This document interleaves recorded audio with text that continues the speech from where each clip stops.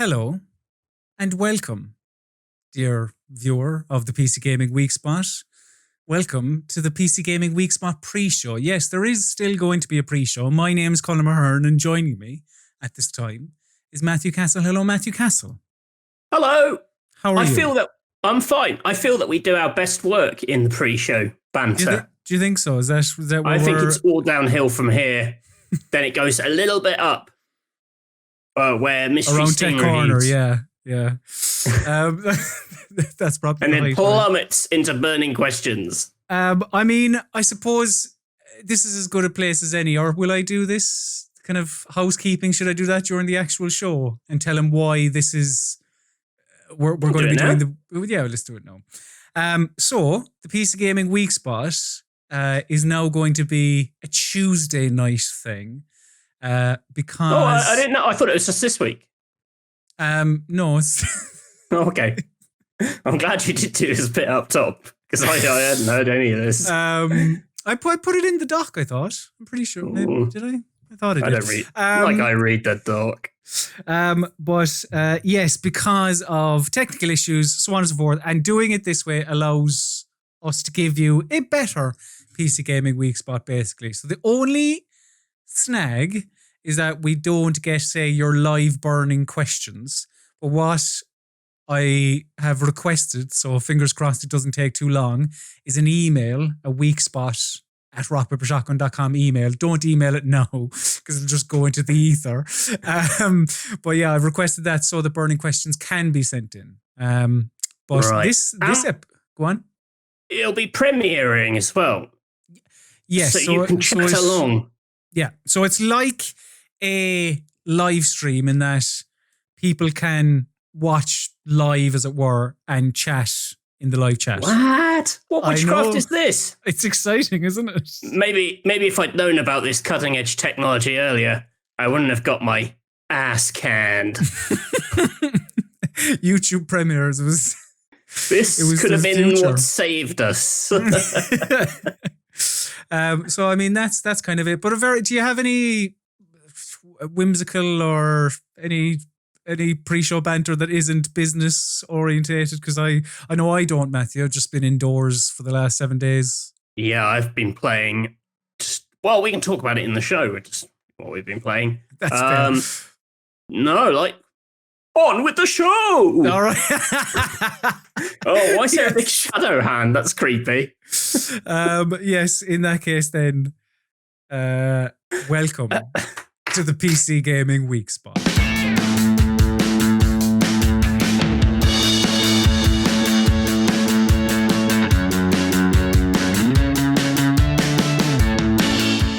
Hello and welcome to the PC Gaming Weekspot, your recap of the last 7 days in PC video gaming. My name is Colm Ahern, and joining me today is the one, the only, the dapper yapper.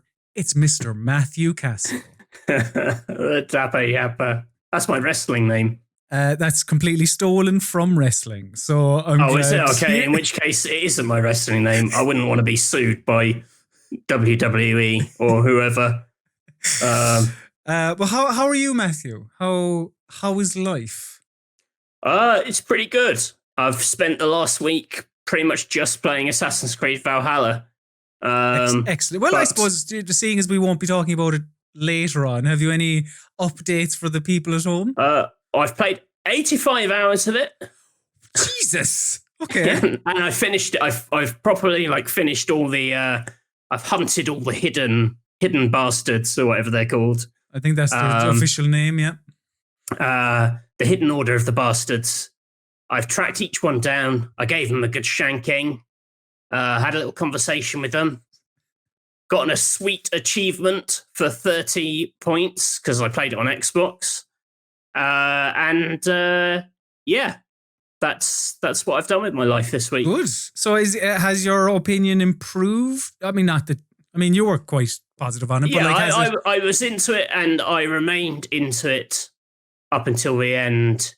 I actually think 5 hours. The very ending of it sort of sets up a more interesting sort of direction for the next one. I think they got some of the modern day storyline in order. Like, I haven't really liked the modern day storyline ever, or at least since the Desmond Miles stuff. Yeah. I think it's been a little bit all over the place. It wasn't I don't think Desmond was like a legend or anything, but this seemed to kind of go, all right, we've got a bit of a grasp on what we're doing with this now, which I liked. It's taken them a while, in fairness. Like, it's been a rocky road, and you would wonder why. I suppose they're tied to it now. They have to include it, but you would wonder, like, why wouldn't they just sack off all the modern stuff and just have, like, it's a time period piece? And it is odd because it's almost like sort that out. So, big fluffy bit of hair. It's got to a point now where if you attract a new person to Valhalla, they'll get all the Viking stuff, but then it just cuts to some like absolutely mad horseshit that they'll be like, who's that? Like, no one explains themselves. And it requires not just knowledge of the previous games, but like the DLC of Odyssey is quite key for the Layla, who's the character in the modern storyline. And it's... I think people look at things like the Marvel Cinematic Universe and they say, well, there's an appetite for connected things. But it's really no more complicated than a guy is collecting some magic rocks across these films and they're going to go into this glove. And really what it comes down to is the last two films. And a lot of what happened didn't really matter. Like, I think you could probably watch the last couple of Avengers and still have a pretty decent idea of what's going on. That's where this gets it wrong, because this is like, it wants to appeal to its hardcore nerd fans. And like, I've only played about half the Assassin's Creed games and I don't understand most of what's going on because of that. I mean, I suppose at least the modern stuff has become less integral to the whole thing. Like, there's probably only about half an hour of it in 85 hours. But it's enough of a half an hour that you're like, oh God, what's all this going on about? Why is there suddenly a modern woman with a giant Grecian staff?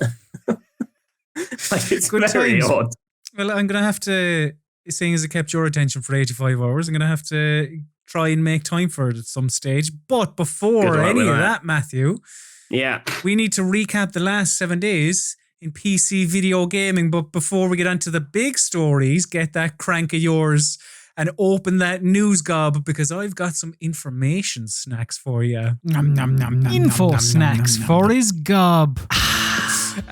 So, in terms of the smaller news stories in the last 7 days, following up on one I mentioned last week, and maybe this might be the only follow-up, and you'll figure out why when I tell you. But yes, All Elite Wrestling is making 3 video games. 2 for mobile.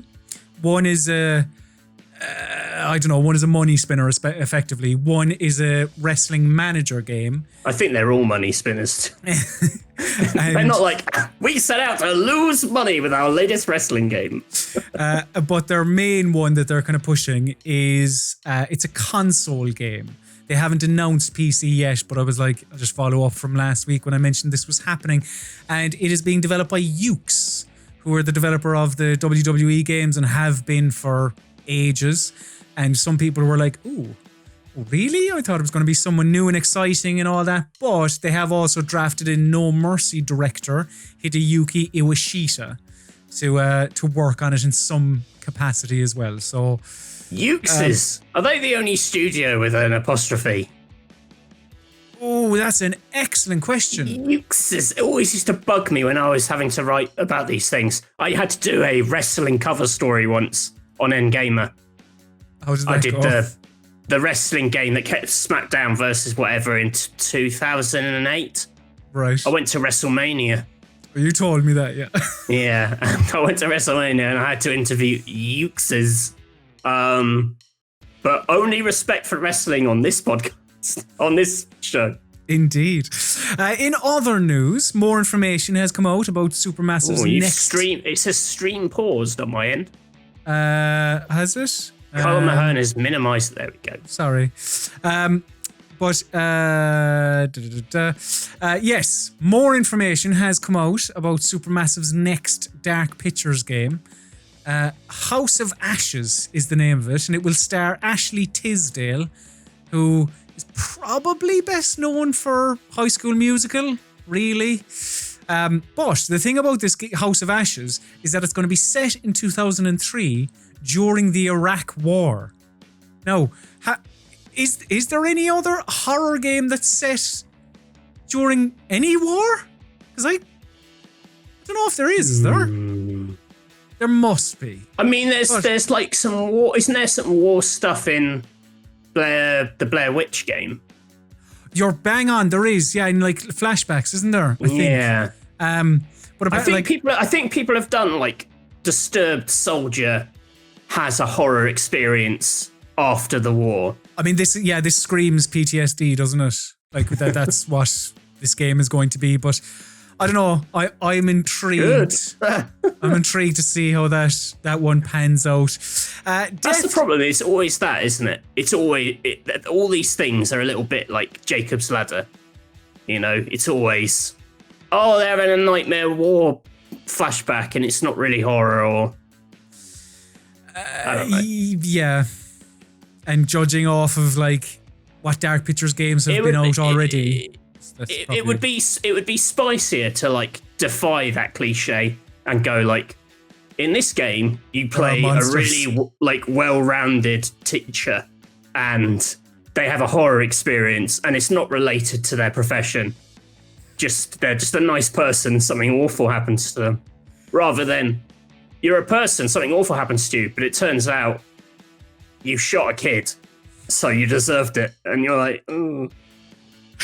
That's my hot take. I think they'll probably go that. There mightn't be the shooting of a child, but they'll probably go that general route, I'd imagine. It's everything Silent Hill, basically. The horror is like is sort of payment for your previous sins. Sometimes horror is just horror. Sometimes it's just a maniac trying to kill you with an axe. That happens. Speaking of Death Loop, the game from Arcane, the time loop shooter, we now have a release date for that. It's coming on the 21st of May next year.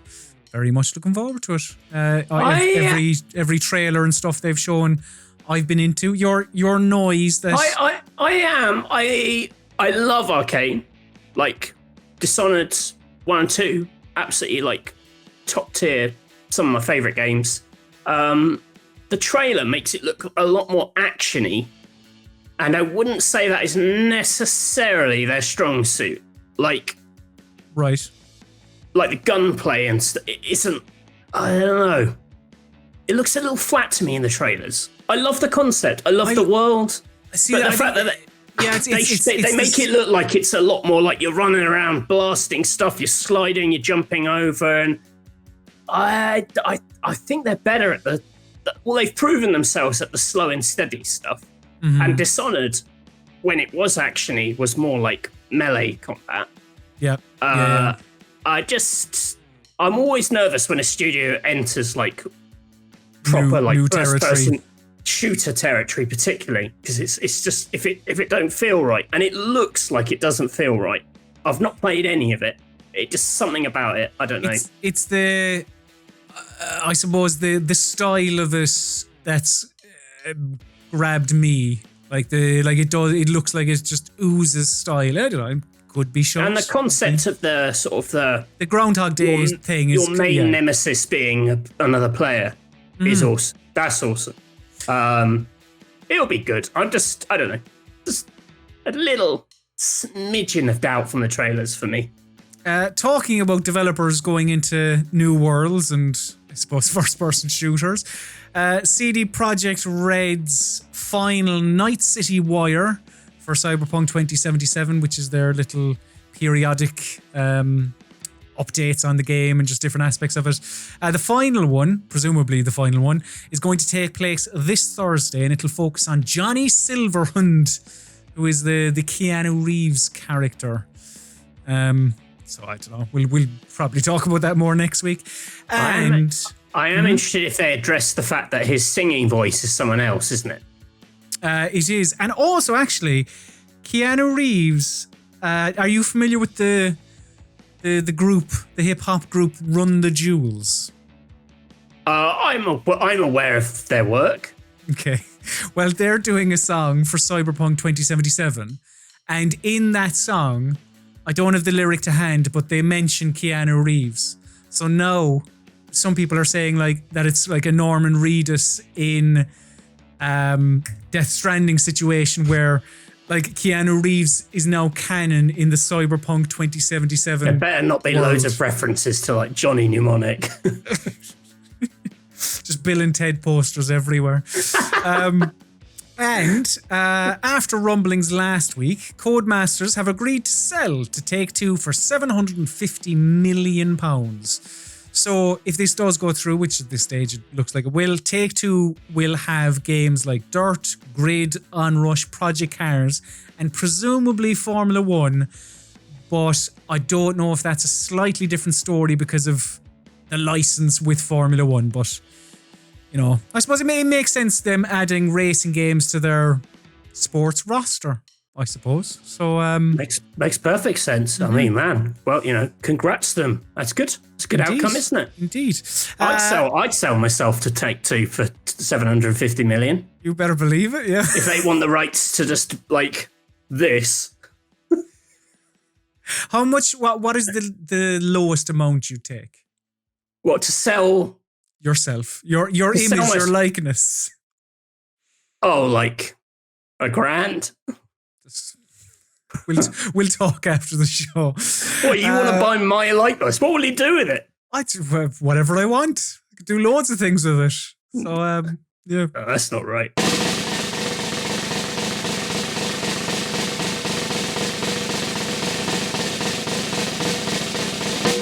So, headlines and hot takes, where we discuss the biggest news stories of the last 7 days, is starting off strong this week, Matthew Castle, in what has been quite a slow news week. Slow in almost every aspect of video games, but excitement. Elden Ring, do you remember that? Do you remember that being revealed? Yes. Way back when? Well, in an interview with GameSpot, Xbox head Phil Spencer, he spoke about Elden Ring and he said he's played quite a bit of it and he's been very impressed, and he has called it FromSoftware's most ambitious game yet. He said, let me find the quote, "As somebody who's played all of Miyazaki's games over at least the last decade, this is clearly the most ambitious game that he's done. I love his games, but seeing some of the gameplay mechanics stuff that he's tackling, he and the team are tackling this time, of the setting, working with another creator in terms of story. I love it. I love to see him challenging himself. Basically, it's the most ambitious game that Miyazaki has done." Now, you played Sekiro, Shadows Die Twice. Yes. But was that your first FromSoftware game? Was there? No, I've tried all of them. Right. Well, not all of them. I've tried Dark Souls forwards. I didn't do Demon Souls back in the day, and their work previous to Demon Souls is a mystery to me. But like so. Well, one would the fact that, like, you know, this is the most ambitious game ever. Of course, he's not going to say, yeah, they're holding back with this one. It's they're not doing much, really, lazy bastards. Like, does that get you in any way excited, or even the George or Martin Game of Thrones tie-in as well? Yeah, I think Miyazaki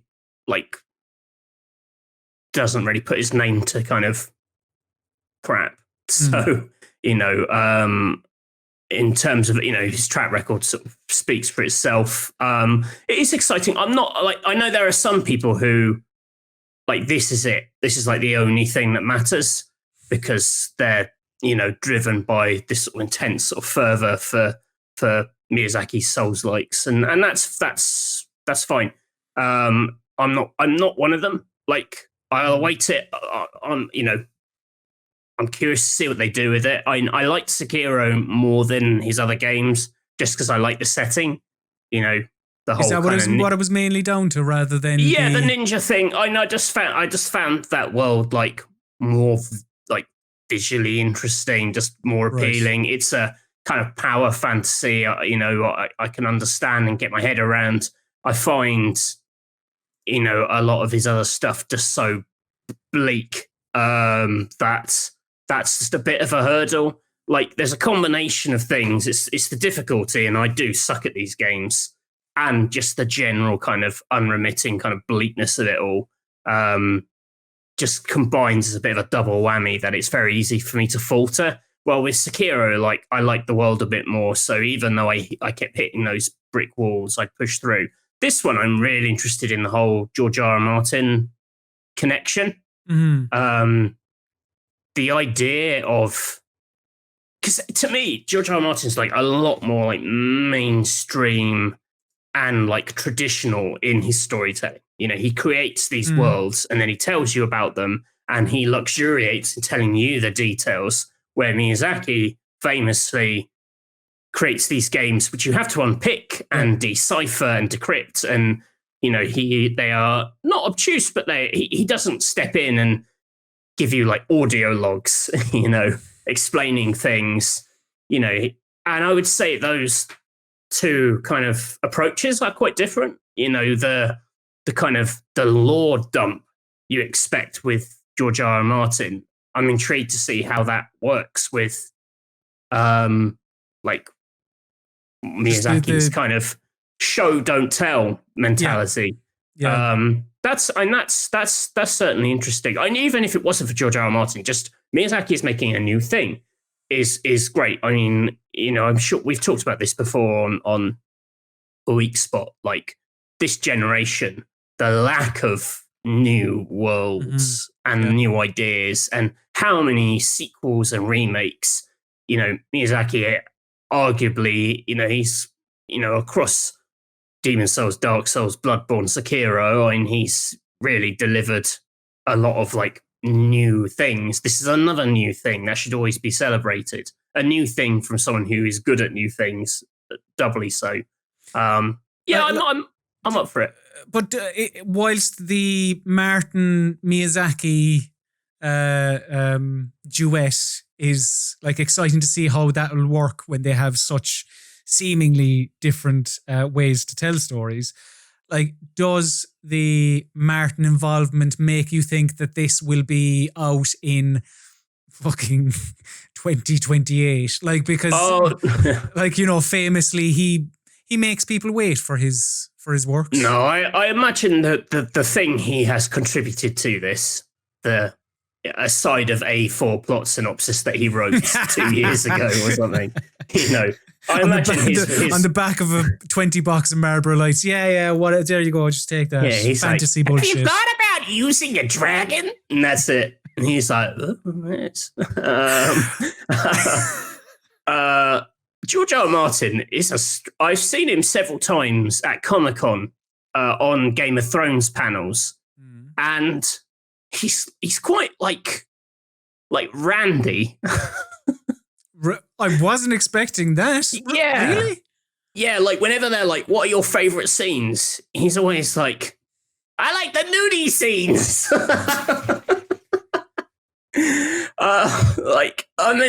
That's probably over-egging it a bit, but he's a bit like that. Is it actually? He's like this sort of like. Is it three 2-year-old kids with a trench coat on and like, He is like, I don't know. When you read those books again in that light, you are like, hey, he's a really like horny dude who's just written all these like beautiful women taking their clothes off. I don't know if there'll be a bit of that, and that doesn't seem to be the vibe of the trailer. No, the trailer's a lot more like, oh, here's someone putting an arm on a bone or something, which is horrible. It's quite Soulsy, I suppose. Like it doesn't. It definitely looks more Souls-like than Game of Thrones. I only really know Martin's stuff in Game of Thrones. So I don't know if outside of that he's done like more like high fantasy or like abstract. So I don't know what the right term for it is. This kind of grim, dark thing, you know. This seems like big fantasy, like mad abstract worlds, crazy landscapes. It's an interesting combo for sure. So yeah, we'll see how that pans out. Probably, as I say, in, I don't know, somewhere in the next decade, people will get to play it. Yeah. In other news, a game that I would love to play in the next decade, please, Christ, let this happen. It would be phenomenal. It's the crossover we've always wanted, Matthew. Sonic the Hedgehog and Yakuza. Oh, when I saw this news, I was jumping for joy. And it is such a throwaway comment from the Yakuza producer, but still, everyone's ran with it because it's quite intriguing. So, for those that aren't aware, Sega, we spoke about it a couple of weeks ago, they're celebrating 60 years in the biz, and they're doing some interviews with just people people who work for Sega, basically. And they did a recent one with Yakuza producer Daisuke Sato. And he was asked, what game would you love to have a crack at in Sega's back catalogue? And he said, it's an IP that I haven't come to before in the sense that I want to try it, Sonic. After all, when you hear Sega, you think Sonic. I'd like to get involved once at least. But then here came the real quote from this. He said, but for me, the so-called Sonic is, well, if I were to do it, I wouldn't do Sonic as it was. I would make a completely different Sonic. So, what is a completely different Sonic? Because there has been quite a good Sonic for starters. There's been quite a lot, like Sonic hasn't just been 2D for a very long time. There was one game where he was a werewolf. There was he was a knight in another one. There was the RPG. He kissed human women in another one. Was that the RPG one? It might have been. That's how COVID started. Women kissing hedgehogs.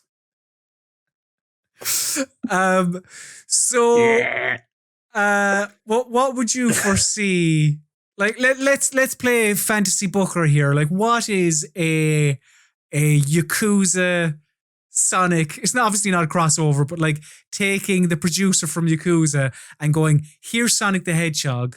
What do you want to do? Because apart from a brawler, maybe like either a 2D or like a Double Dragon Streets of Rage style 2.5D, or I don't know, I suppose you could go 3D. Like what is I don't know. What is it?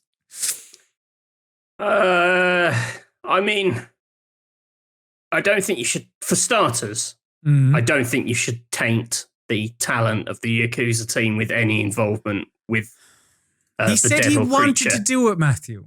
I know, but he's just humouring him. At this point, when I hear Sega, I think Yakuza, like it's better. It's been better and it was always better than that. Sonic is very poor. It has been very, very poor. Like, I don't think he ever made my heart. Why do you have to break my heart? I don't think he ever made the trip out of 2D properly. I mean, I'll give you that, but I think to say, the Mega Drive games are poor, I think it's wrong. I think I'm putting my foot down. You're wrong. Oh my God. Yeah. The Sonic 3, Sonic 2 is everyone's favorite. Yes, I remember their names too. Just saying it to me. They were fine. I don't know. I have actually reviewed Sonic games and given them decent scores. There's one on Wii U and it's on PC as well that everyone absolutely hates, called Sonic Lost World. But the soundtrack is just like Mario Galaxy's soundtrack. Oh, yeah. That's a great soundtrack. It's got levels where you jump around on giant fruit, which I'm a big fan of. That's the closest 3D Sonic has come to being good, and that's because it was like Mario Galaxy. But the problem is, Sonic Generations was a bit better because they slowed him down. Basically, he just doesn't work in 3D. Like I just think like what no one's ever really worked out is they're trying to make a platforming game, which is kind of about like precision, I guess. Yeah. And he's a thing defined by speed, and those two things just don't work together. So they end up going like, well, you're going to be going so fast that like we're going to have all his attacks will be like homing attacks. So because you can't possibly kind of aim him, and really it just becomes about like shifting him in and out of like spiky things. They're basically no more advanced than the bonus stages where he was in that like half pipe running into the screen. Like that is 3D Sonic. That is all you can do with him. So maybe you can slow him down. What they shouldn't do is go down the Shadow the Hedgehog route, which was like Sonic with attitude. I bought... He just straight up murdered people with guns. I bought Shadow the Hedgehog when it came out, which would have been... Was that 2002, 2003 maybe? Yeah, that kind of period. I bought that with my own money. So I don't know, early teens, I suppose. And I tried so hard to convince myself that it was a great video game. Like for years afterwards, I was like, no, it was really good. You were a hedgehog and you shot people with guns. It was terrific. But it wasn't. It really was. There's a generation, probably 10 years younger than me, that like 3D Sonic hit at like a really key point, and they love it even though it's terrible. They love it in a way that I just can't comprehend. They can stomach that. Like for me, the real problem with Sonic isn't so much Sonic himself, though he is like this terrible 90s throwback. It's every single one of his poxy friends. They are awful. Big the Cat, Rabbit, Cream the Rabbit, Rouge the Bat.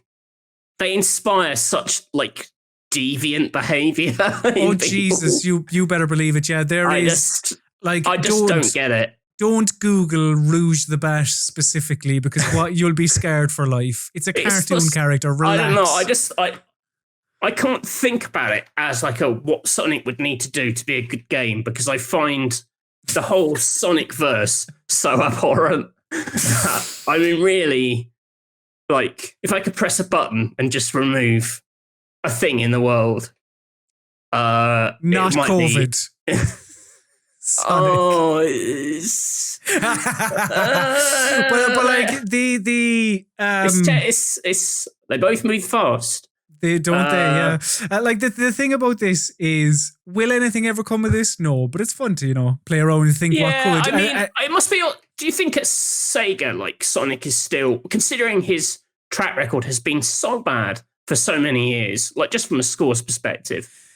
Do you think he's still held, like in Nintendo? They're Mario and Zelda are like they're the gold standard, and everyone will know that, and everyone will like be in admiration of that. But do you think like the Yakuza team are like, yes, Sonic's, what an honor, Sonic? They must think they are like the shit at Sega at the moment, the Yakuza team, right? At the moment, they must do, like, especially in the last 2 or 3 years, because they've been able to penetrate the West and grow the fan base over here as well. But there is definitely nostalgia is crazy. How much like people look at things through rose-tinted glasses, and I'd imagine there are going to be people working on Yakuza who grew up playing the Mega Drive, playing the Sonic games, who would go like, oh, what? Like this is, because that was the thing as well about Sonic Mania and why people loved it, because it was quite like the old games, but it was like it was, but at the same time it felt more modern. Like I had some issues with, not an issue, it's a bit strong, but like I actually thought the new levels were really good, and I wanted more of them rather than remixed old levels. I wanted them to focus more on the future rather than nostalgia. But still like really enjoyable. And it's crazy that like that came out And it was like, Sonic's like best Sonic Metacritic score in X amount of years. It's blah, blah, blah. Sonic is back. Sonic is back. And then they bring out, now to be fair, they were already working on it, but like then they bring out Sonic Unleashed? I think it was called Unleashed. Forces! That's it. Sonic Forces. Sonic Unleashed was the werewolf one. Yeah. I'm pretty sure Sonic Unleashed was the best-selling issue of official Nintendo magazine. The one with Sonic Unleashed, which is just such a like a burn on the other Nintendo. 100 better covers they did. But like, yeah, I don't know. Like, by rights, they should be making another Sonic Mania, really, but by rights, Sonic Team should be in prison. Crimes against taste and decency. Well, speaking of crimes, Matthew Castle, some Twitch streamers have been doing crimes lately, but without them even knowing. But thankfully, the platform they are on, Twitch, have been cleaning up the crimes of said streamers. Yes, we're talking DMCA takedowns. This story has been running wild over the last couple of weeks, actually. And mainly for Twitch's handling of the whole situation. So in October, Twitch were getting DMCA takedown notifications like in the hundreds and hundreds and hundreds, whereas previously they were getting something like 50, was it 50 a month or 50 a year? But like, it has gone up so much. So Twitch then had to talk to their streamers, I suppose.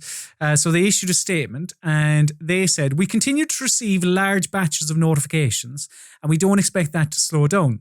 This means two things. One, if you play recorded music on your stream, you need to stop doing that. And two, if you haven't already, you should review your historical VODs or VODs and clips that may have music in them and delete any archives that might. And then Twitch afterwards went on, or went so far as to recommend that streamers play games muted. Because one person reported, I think it was Resident Evil 7, I think it was, where they had actually gotten a DMCA takedown notification about a clock going off, a clock striking 12 or something. Twitch's handling of the whole thing has been poor, to say the least. I thought it was going to be at the end of Resident Evil 7 where the final boss sings an entire Beatles song. And you're like, maybe they've got a case. But like since then, some prominent Twitch streamers have been like streaming. There was somebody who was streaming Rocksmith, like silenced, and they're basically just taking the piss out of it because Twitch have made an awful lot of money out of people streaming video games on their platform, and now they're going like, I don't know, mute the game, which is probably a silly tactic, to say the least. Just a bit mad, really. I know you don't watch streamers every evening, Matthew. Ever. But you must say, for the people who are on Twitch and making a couple of bob off it, like, because even that's the other thing. Twitch mentioned about deleting old clips, like deleting archive clips and stuff.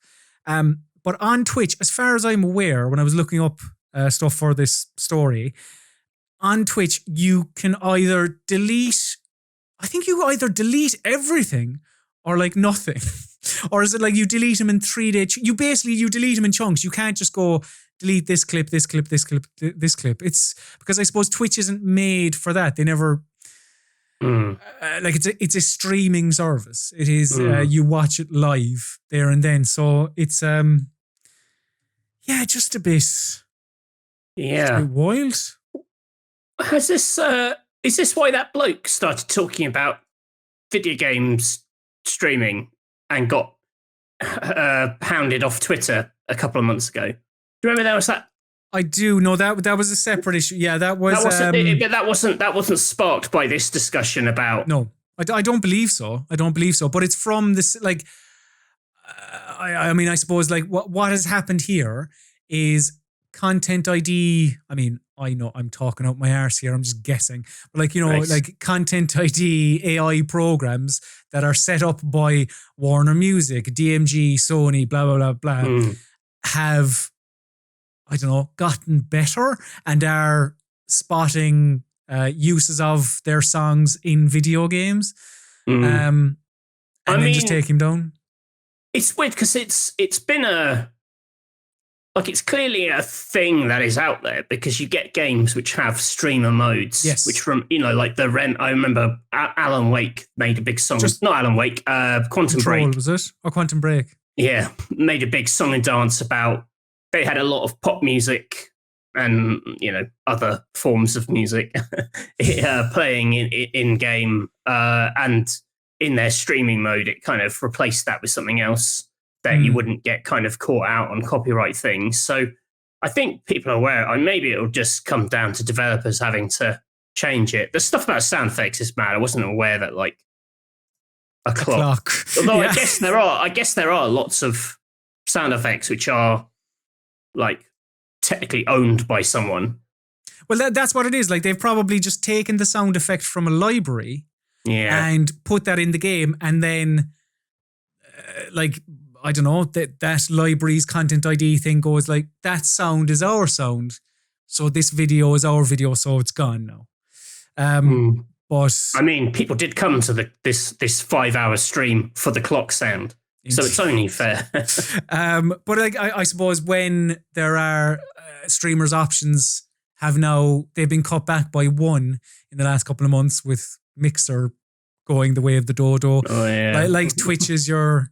Like if you're in that game, like Twitch is king, and I suppose people are just looking for a solution. So that's why it was a good idea for RPS to insulate itself by sticking with YouTube. Correct. But you know what else is? It worked out brilliantly. What else is a good idea, Matthew? Yeah. Because you talk about things we should do, things we shouldn't do. Well, there is one thing that we shouldn't do, but to talk about that, we need to... Oh, what's that coming up? Is that a 90-degree angle? Indeed it is. It's time for Tech Corner, boys and girls. Oh, no. Because one thing you shouldn't do is fucking vape into your Xbox Series X or any electronics. You shouldn't do that because that's silly. What are you at? Why would you spend that much money on something and then blow a load of moisture into it? So video it's moisture, isn't it? Vape. Yeah. It's just a liquid that you inhale and it comes out as smoke. But is this people making fake videos of Series X on fire? Yes. So there was one, I think specifically that as the kids say, blew up, and then Xbox had to tweet, "We can't believe we have to say this, but please do not blow vape smoke into your Xbox Series X," because of all the fans on top, it looked like the Xbox was on fire, basically. Yeah. But yeah, and I'm tying this into all technology. Don't do it. Please. You're ruining expensive I think you could things. blow a vape into your keyboard and it would all come out of like between the keys, and that would look quite atmospheric. You could do like you have your own personal fog machine. machine Into a gaming mouse. I don't know. I keep saying blow a vape. I've never vaped in my life. I don't really know like how that process works. Well, I suppose the verb would be like, it would be to vape. Like the act is vaping. You're not like, I've just got to go and blow a vape. Just got to blow 10 vapes outside. I think the kids would catch that undercover cop quite quickly. They'd clock him. Oh yes, he's trying to break into their secret vaping ring. Are you familiar with vape culture, Matthew? It is wild. I'm not like it's something it's disgusting. It's wild to watch from afar, because there are some people who consider, because vaping isn't cool in the same way that smoking was cool when James Dean was, Smoking was cool before everyone knew that it made you die a horrible death. Yes, before people knew of the health risks, it was, the kind of the Mad Men era where everyone's smoking. But like vaping is never cool, will never be cool. It's when you see people and they must, because I don't know the science of it, but I feel that there are people who over-egg it where they're like, brrr, and it all comes out of them like a fucking dragon, and it like wraps around their head. And I think you must be forcing it to do that because it doesn't do that for everyone. Like that is really obnoxious. Like deal with this cloud. That is them forcing it. And in vape circles, it's called a cloud check, I think. Really? Yeah. And there is I don't know if I remember seeing this on Reddit a couple of years ago or something. I don't know if it's still the case, but there is like, there's a section of like people who vape and they do you remember the, what was it called? The Ice Bucket Challenge, where people would throw the ice bucket and I nominate blah, blah, blah. Like people will take a big huff of the vape, blow it into the camera, load of fog, and then go, I'm nominating Matthew now, see if your cloud check can match mine, blah, blah, blah. It's, Roadie. It is, it's certainly something. But yeah, on that topic, don't vape into your electronics for the love of God. Show and tell. Show and tell, we can't afford a proper jingle. It's meant to be jingle. Yes, show and tell is the part of the PC Gaming Weekspot where we discuss the video games we've been playing over the last 7 days. And Matthew, this kind of ties into the, I suppose, Twitch DMCA takedown notifications we've been talking about and music in video games and all that, because I have been playing the new game from Harmonix, Fuser. So, if you're unfamiliar, this came out last week. It is, as I say, the latest game from rock band and DJ hero developer Harmonix. Can people hear this in the mix of the stream?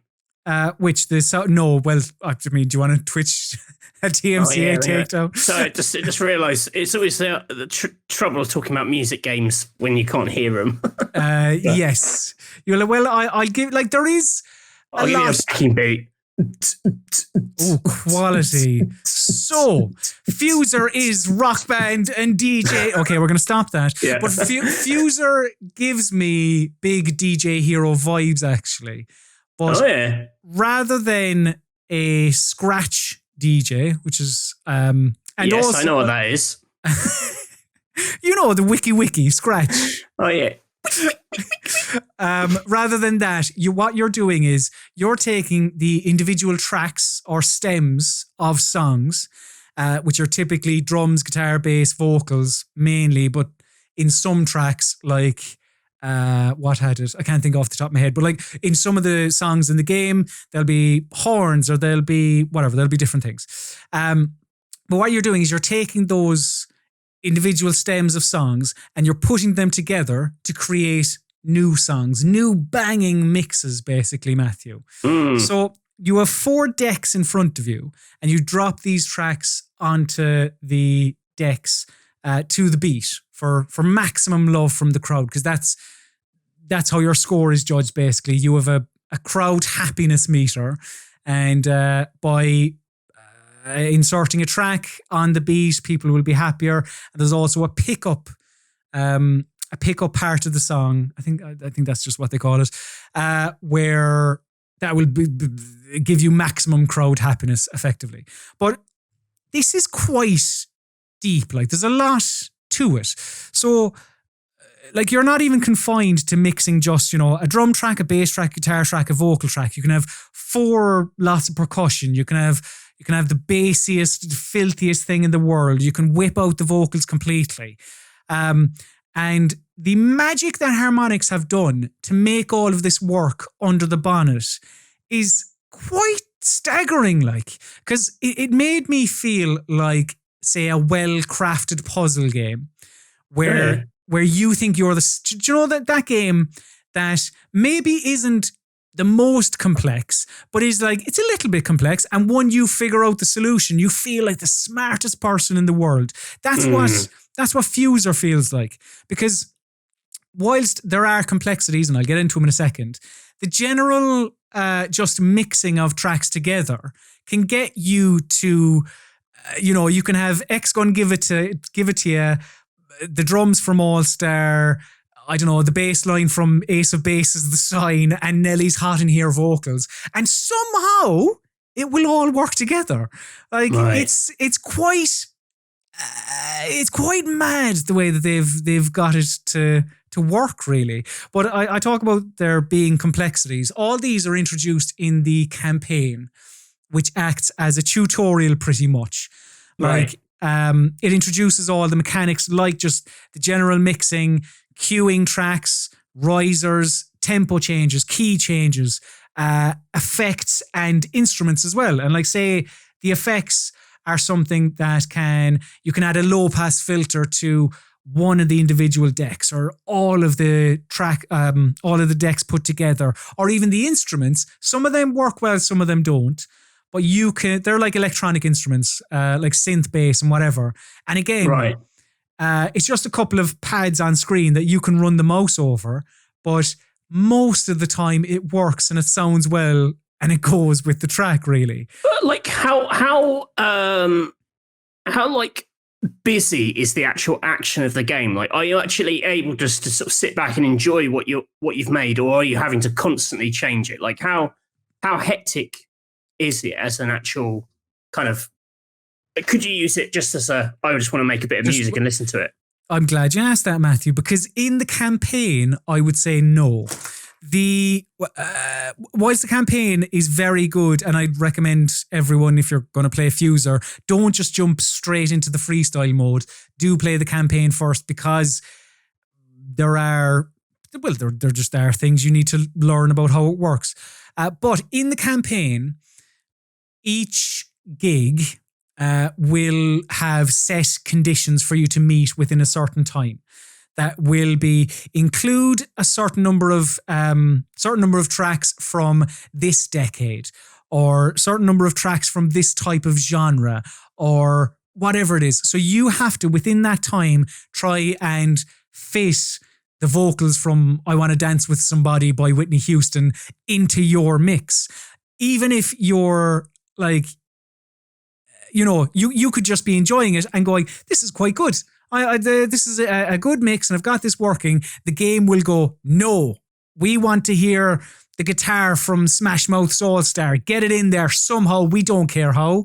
Otherwise, you're not going to get the bonus points for this round. So you're like, all right then, fair enough. So that's where you don't necessarily get to like enjoy it as such. But that's where the freestyle mode comes in, which is, that's where you just, you can do whatever you want and you can just be a DJ, really. There are, I'm trying to remember, I'm not sure off the top of my head if there are crowd requests in the freestyle mode, but again, there are in the campaign, which keeps it busy. Like, you just see speech bubbles from the crowd going like, I want to hear whatever, the keys from Lizzo's Good as Hell. So you have to, again, try and fit that in. But to answer your question, to enjoy what you've made, that more comes from the freestyle mode because of how quickly things change in the campaign, But again, that's to get a better score from the crowd and to get all those challenges. There are like customizable elements to it as well. You can create your own awful looking DJ that looks terrible but also looks like a DJ, so it's good. And you can mess with the color of the light show during your stage set. And can you have a big mouse head? You can, I think. There are masks in there, which is good. It's very timely with the masks. I was thinking he must be very hot in that mouse head. I'd hope he would have some sort of... Like when he takes it off, sweat. It's dripping. Sweat comes pouring out of his head, and it's disgusting. Really upsetting. So he has to do it in secret. So I have a feeling he rues the day he ever said, "What if I put a mouse head on? Would that be good? Would that get me press?" But there's like I mentioned. I suppose I've mentioned this already with the level of variety in terms of artist and song, but there's a brilliant mix of There's pop and like pop, rock, dance, country, rap, Latin stuff. Like, there's Is there any loads of Randy stuff in Newman this. or the Divine Comedy? I'd love some Divine Comedy in there. Sadly, no. I'll tell you what, the opening bars to National Express would be a great intro for just about any dance song. No, we'll get a DMCA account. But yeah, that'd be brilliant. But I'd imagine what they're going to do here is very similar to the Rock Band method. You know, they're going to have more tracks that people can buy. Because even at launch, there was a DLC pack that was... I nearly bought, and I might buy, but it's quite pricey. It's like 35 quid. But like, I fell for this hook, line and sinker. It reminded me, this is a blast from the past, so I don't know if really anyone remembers this, but do you remember Music : Yes. Music : Music for the PlayStation. I thought that game was incredible. It came out. Music : Music for the PlayStation. I think that was its full title, yeah. The sequel then was Music 2000 because everything at around that time just stuck 2000 at the end.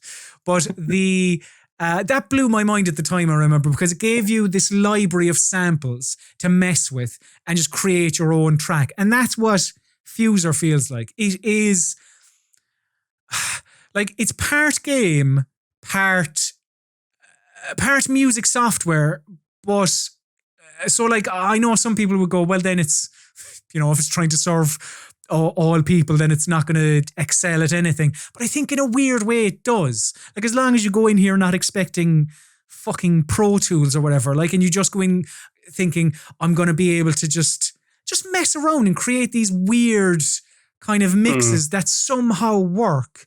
It's so much fun. Genuinely, I expected to turn this on the other night, play a little bit and go, yeah, I'll talk about this on the Weekspot, it'll be fine. I've dumped like a lot of hours into this because of how flexible I've found the tool, and again, how enjoyable it is, and then the magic of what Harmonix have done to make everything work in tandem. Just brilliant. Really, I can't speak highly enough about it. Great. So that is Fuser. But I suppose keeping on a music theme, sort of ish. Matthew, you have been playing, is it safe to call this a sequel or an expansion or just a new version of Tetris Effect called Tetris Effect Connected? So how does this differ from a game that many people would consider one of the best games of the last, God, I don't know. People love Tetris Effect. So, yeah, what's Tetris Effect Connected? So it's a expansion, basically a multiplayer expansion for Tetris Effect, which was already on PC, but this one was made, it's on Game Pass. Game Pass mentioned. Yes. Basically, like, you know, trying to jazz it up. Really, it's a sort of slightly shinier version for Xbox, but it's also come to PC through Game Pass. I am terrible at Tetris. It makes me very nervous. I find it very stressful and not very enjoyable. I didn't play Tetris Effect for this reason, because the idea of playing something that stressed me out doesn't make any sense. Oh, interesting. So you were coming to this first-time Tetris Effect player? I was, yes. But I really, really liked this. I love the music choices. Again, you can't hear any of it, which sucks. But it sounds amazing, and the way it kind of escalates and builds around your performance, and the way the sort of visuals kind of match what you're doing. Just playing it and seeing this kind of mad audiovisual experience kind of escalate is really cool. And, you know, all that went for Tetris Effect, the original, I guess. But what makes this connected is that refers to the multiplayer mode. Specifically, one of those modes is called Connected, and it's this cooperative experience where 3 people take on a AI opponent, and the 3 of you are playing on your own Tetris boards, and you're creating lines as you would in Tetris. And as you create those lines, the 3 of you are charging up this big bar. You can see it here. There's these sort of dials under the boards. And when that dial fills all the way up, something really, really cool happens. And you'll see it in a second because luckily some of these players are much better than I am. So you're playing like, you're focusing on your own game, your own abilities. That's all fine. Like, you're trying to kind of do as well as you can to sort of speed things up. Because when it all kicks off, as you see right about now, come on. It must happen soon. Yes. Oh, it becomes one massive board. It becomes a mega collaborative Tetris where the three of you are now taking turns to try and make lines across all three boards, and the music ramps up, and it just becomes this like insane. Cool. It's like so good. It's so cool. Like you honestly got to try this. Like the music oomph is fantastic. But the fact that you can see what everyone's next move is going to be, you can move around and start planning your move. So, you're trying to kind of place things where they can, you're not trying to screw over someone else's move. Sometimes they've got a better piece, so they've got more options open to them. Every line that you collectively make then attacks the AI. Right. And the idea is to just keep attacking the AI by getting to this sort of collaborative point and shoving it all together and filling his board with blocks. He's attacking you. And that's the challenging thing. Is like in the individual, when you're playing as three separate boards, what he's doing is like sending attacks to you. So he can send you like giant pieces, or he can speed up, or he can reverse your controls or whatever. So you suddenly feel very kind of like, not lonely is the wrong word, but you're suddenly very isolated, and you're like, I don't want to fuck up. I want to be able to kind of stay in the game and get to that next collaborative section, because if you drop out in this section, then it's just down to only the two remaining boards will join up in that attack phase. But you can revive a player. But like, I'm often really annoyed in games which claim to be co-op that actually they're just single player games that are happening in tandem. Like there's very arbitrary connection between your actions, and the section where the three boards join and you can see what they're going to do and you're all just working towards this common goal is genuinely, like, I think one of the best co-op experiences I've had in terms of just seeing the power of people working together and it having this really cool, you're doing something you can't possibly do by yourself. The fact that total stranger, there's no language barrier. Everyone knows how to play Tetris. It's totally universal language, isn't it? It's just, what blocks fill in the holes. Yeah. So there's no voice chat or anything like that, but somehow you feel very like on a wavelength. You have certain games with people and you're like, oh yeah, we are like firing on all cylinders. We really get this. It's just magnificent. It's really, really good. I think what you're saying there about co-op games, that, often it is, I am shooting the men whilst my friend here also shoots the men. And then they're like, but you can revive each other. And you're like, that is literally the extent of our interaction. Like, whereas this does genuinely seem like it clearly is, like it is a collaborative effort, and I really like that idea, actually. The fact that, after a certain period of time, your three boards join up and you're here to take down the big bad of the AI.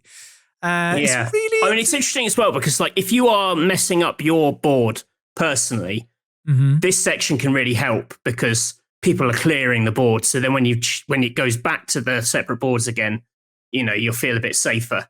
Right. Yes, it's really nicely done. The only downside is it seems to be a bit of a pain to actually get a game in it because people aren't playing it. I guess, yeah. Like you'd have to sit there and wait in the lobby for a bit, but I'm really enjoying it. I think it's just absolutely superb. Like it's very rare you play something where, like in one game, you're like, oh yeah, this is the stuff. That's the second, because I didn't really know that was the concept.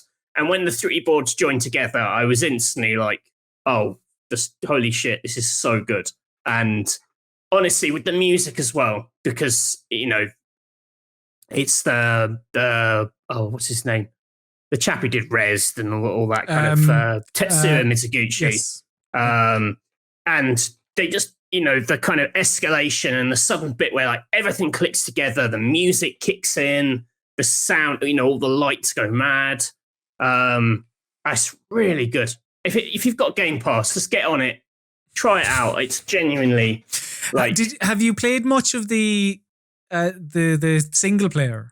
Like, yeah, I mean that's the same as from what I've read, and yeah, it's like a series of lots of themed boards, and they all kind of they get faster and they all escalate visually. Like they start off very bland, and by the end, it's like a fireworks display, and you have to get through so many lines to get into the next one, and they're kind of grouped in a chain. So the kind of score attack idea is to try and like finish a chain in one go, so you get like a mega score. If you fail one board and restart that board, you lose your points and all that kind of stuff. And then there's lots of like endless modes and just sort of chilled modes where it reduces that's what this is here. It takes away the kind of the time element. They don't speed up, and you can just kind of enjoy some block placing. Oh, Tetris, nice. But I am bad at Tetris. I always have been bad at Tetris, but this makes me really, really enjoy Tetris. It's just, a great thing. I don't know, like the update will come to Tetris Effect, I know, for PlayStation. I don't know if they're going to update the existing PC version, the Epic Game Store version, with the connected thing. I would hope so, because it'd be a bit rotten to make people, early investors, miss out on something that is really, really good. But would be a bit of a shame, yeah. Tetris Effect Connected. It is like, honestly, one of my games of the year. Cool. Yeah, no, I mean, if it's on Game Pass, then I will certainly be downloading it. Another video game that I have been playing in the last week, Matthew, isn't quite as good. I know we're going like, wow, this game really surprised me. This game. I've been playing Chicken Police. It's all right. So Chicken Police, if you're unfamiliar, which you may be because it is a game from a brand new studio called The Wild Gentleman. And what it is, you may have maybe seen it in like indie roundups or anything like that, but it is inspired by noir detective movies and seemingly BoJack Horseman. Because everyone in this world, this noir detective story, is also a walking, talking animal. And they say all the bad words as well, Matthew. All the really bad words. So you play as Sonny Featherland, who is a cop who is near retirement. But he's got one last case to solve before he hands in his gun and badge. And sometimes it sort of, it uses it walks a fine line between homage and parody. And I think it walks it quite well most of the time. Like the dialogue between characters feels quite natural. It's all voice acted as well. And it just feels very period appropriate, I suppose. But how it works is you travel to different locations and they're often one or two screen locations. And it's a visual novel stroke adventure game, but it's quite light on the adventure game stuff. It is more of a visual novel. But some locations will have very basic puzzles and this interrogation, L.A. Noire type interrogation mechanic, where once you've spoken to a character and you've got a bit of information out of them, you can then question them about this big case that you're trying to crack.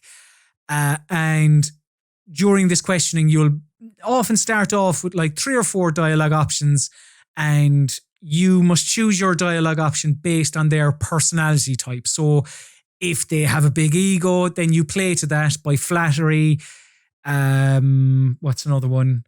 Like, gosh, I don't know. I can't think of anything off the top of my head. But these characters, through discussions, you'll learn this about them. So then you choose options to play to that to get more information out of them. But now I don't know if it was just if it's just a bit easy, or if it always tries to funnel you down the right path. Because it is a little bit easy, and it does feel like it's quite difficult to mess up these interrogations, because as I say, when you start off chatting to somebody, there might be 3 or 4 options, but then eventually it'll sort of get down to just, you have this one option and it's probably the right one, just because it wants to push forward the story, you know? But like I mean, you can see that yourself. Like it's very weird, but very pleasing art style. I don't know how I feel about these bodies with animal heads. It's very odd, isn't it? And because there are even is it arousing? I don't know. Well, you know, for some people, I think it might be, like, because there are the Sonic fans. There are some sexy animals in here as well, Matthew. It's the very tight leather jacket on this cockerel. Well, it's the tight leather jacket on the cockerel. The cat woman there singing, like it's all it's LA Confidential, but like with animals, I suppose. But yeah, like it's only a couple of hours, so you'll get through it quite quickly. And again, they get the era quite well. I think it famous animal noir era. It's just, it is a little bit lighter on the puzzling than I would have hoped. You know, it would have been nice to have maybe a little bit more, but still quite an enjoyable, a fine little we'll game. Give it a go. I like me a little crime tale. It's all right. But I suppose that's the thing. I wouldn't go in expecting a detective game. You know, you're experiencing the story more rather than actually having an impact on solving the crime. You know, it's okay. It's okay. It's time for Mystery Steam Reviews. Yeah. So yes, Mystery Steam Reviews is the part of the PC Gaming Weekspot where myself, Colm Ahern, and Matthew Castle test the video game knowledge of one another via Steam reviews of the mystery variety. But if you're unfamiliar, let's go through the rules. So, Colm and Matthew both bring 3 Steam reviews to the MSR arena, but they omit the name of the game associated with each review. Their opponent must correctly guess the game attached to each review. One correct answer equals 1 point. While both combatants have 90 seconds on each MSR, they both also have help in the form of 3 lifelines. These lifelines can be used at any stage during battle and also pause the 90-second timer. Each lifeline can only be used once, and the lifelines are as follows. Question, that's where the hot seat haver gets to ask a yes or no question. Second opinion is where a second review is given to the warm chair sitter. And genre, the genre of the game is revealed to the one with the warm arse. So, the video games in question this week are all, the best way to describe them are pixel art games, I suppose. Because with Call of Duty, Call of Duty Black Ops Cold War out this week, and it's set in the 80s. It got me thinking, you know, about that art side, the games of yore. Games that we've spoken a lot about Sonic on the show, I suppose. Your 8-bit / 16-bit homages, not so it can't just be the Sega Mega Drive collection basically on Steam. Faux retro. Yeah, pretty much. So, Matthew, would you like your very first Mystery Steam review? Hit me. You poke people, they die. Poke more people, they die. Poke more people, they die. They poke you, you die. It's an experience. Much poking approved. And that's from Donuts Are Tasty. They're correct. It's recommended 5.8 hours on record.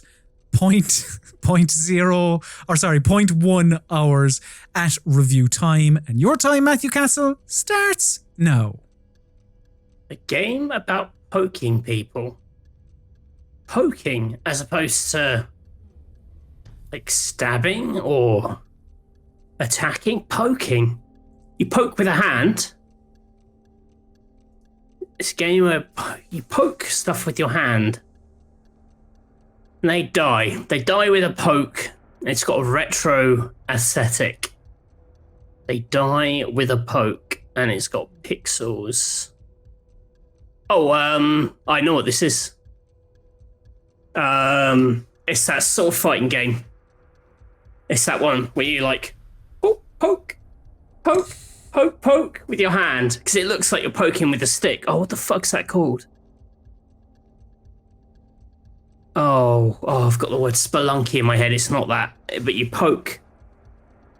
30 seconds. Yeah, it's got a weird name.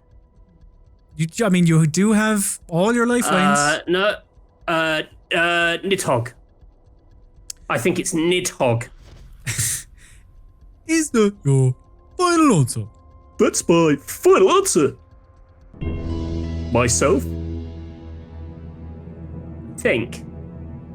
So you started off, you were going down an interesting path at the start there with poking. You were thinking, it's not swords. What game do you just poke someone with your hand?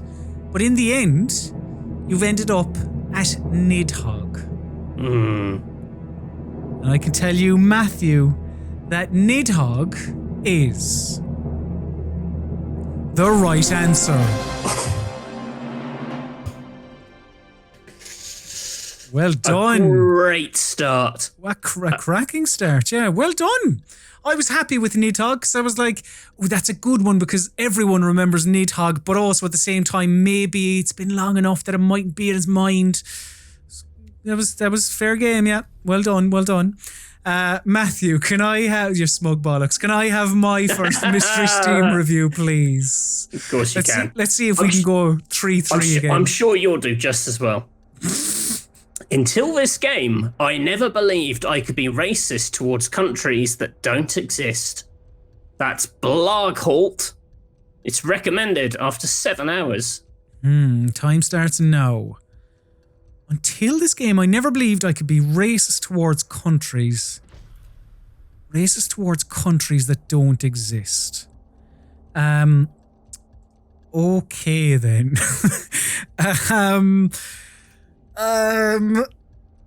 That's a loaded statement. What could that be? All right, so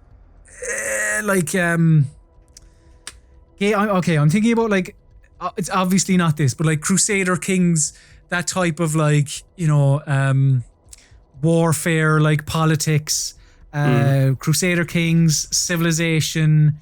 That's all I can think of, and they're not pixelated. It's a good avenue of thought. Civ, Crusader Kings. What else is like that? What's like that and is a strategy game? FTL or Into the Breach or I have very little time. I think I might have to use a lifeline because I think I'm onto something here, but I don't know what it is.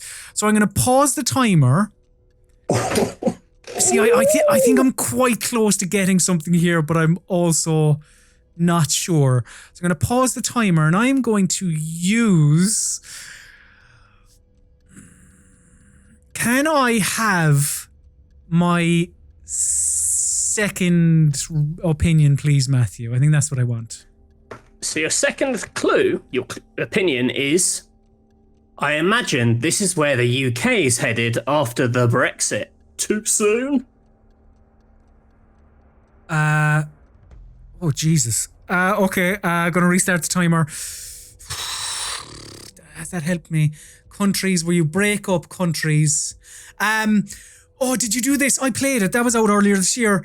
Yes, Your Grace. Oh, I can't remember. There was the Radovia thing. Yes, Your Grace. Final answer. That's all I have. I'm not 100% sure. So your final answer is yes, Your Grace. There was royalty, and there was... Until this game, I never believed I could be racist towards countries that don't exist. You've gone for yes, Your Grace. There is, under the idea that you break up countries as a ruler. The correct answer is... Papers, Please.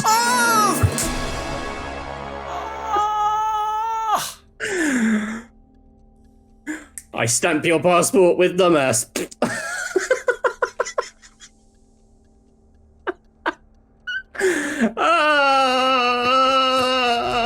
I thought you were going to get that one. So did I. I used a pissing lifeline on it too. Oh, God. I felt like I was so close.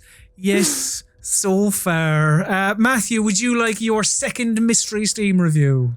Yes, please. Great soundtrack, beautiful visuals, tight controls, and challenging gameplay. Everything I expected from the newest installment of the Dark Souls series. That's from Jammy Poggers. It is recommended with 16.8 hours on record, 16.8 hours at review time. Your time, Matthew, starts now. Great soundtrack, beautiful visuals, tight controls, challenging game. Okay.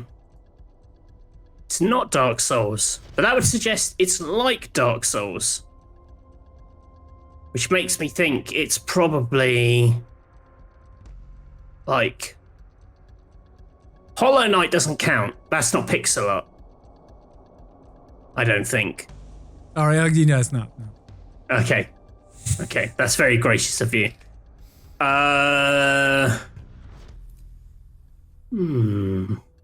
Got all your lifelines?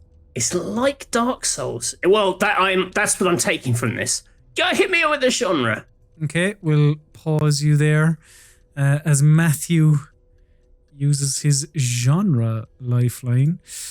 So, the genre of this video game, according to wikipedia.org, is... I just want to double check. It is a platforming video game. A platforming video game. And your timer restarts now.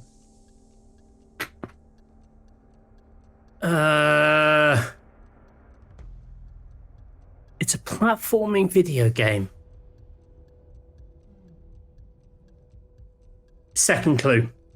Ooh, all right. He's going all in. I like this. So your second opinion on this video game reads as follows. From Mele's with 3.2 hours on record. They said, I have learned that I am just as bad at climbing mountains in video games as I am in real life. And apparently I will do anything for a strawberry. Oh, that's giving it away. That's a very generous second clue. And the timer restarts now. This is Celeste. Are you sure? I think so. That second clue, very generous. Okay. That's unlike you. Normally, if this was a Celeste review, the second clue would be something like, I love dogs. And it's like, there's no dogs in this game. And you're like, Okay. Is that your final answer? It's like Doom. Yeah, it's a all right. Okay. Gee, you give with one hand and you take with the other, Matthew. Like, God. Anyway, you used 2 lifelines on that one, but you felt like that Mystery Steam review, that second opinion, that gave it away. But did it? Yes. It's the only game about mountains and strawberries. I'm here to tell you, Matthew, that Celeste is... 2 points. The right answer. Oh, yes. That's a very generous second clue. I thank you for that. Yeah, no problem. I'm worried now about what your second clue is. It has dogs in it.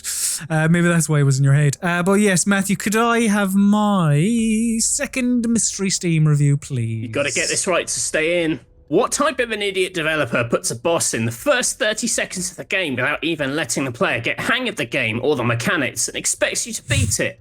Diggly D. Not recommended. 8.4 hours. Oh, diggly D. Timer starts now.